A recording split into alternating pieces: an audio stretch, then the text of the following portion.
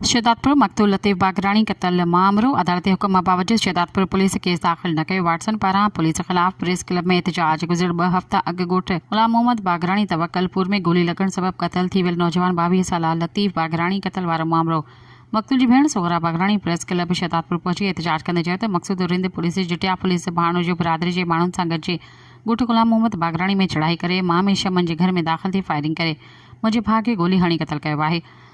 असां लाश रोड ते रखी एहतजाज कयो पर पुलिस ठला आसरा ॾिना, दाख़िल न कयो, पंहिंजे ॿटे भाइनि खे बचाए रही आहे। असां अदालत में दरख़्वास्त ॾेई अदालत मां केस दाख़िल करण जो ऑर्डर थियो। अदालती हुकुम बावजूदु शहदादपुर पुलिस वाक़े जो केस दाख़िल नथी करे, रोज़ चकर ते चकर कटराए रहिया आहिनि। हुन मुतालबो कयो त अदालती हुकुम तहत वाक़े जो केस दाख़िल करे SHO मक़सूद रिंद जटिया इंचार्ज समेत समूरनि नामज़द जवाबदारनि खे गिरफ़्तार करे इंसाफ़ कयो वञे।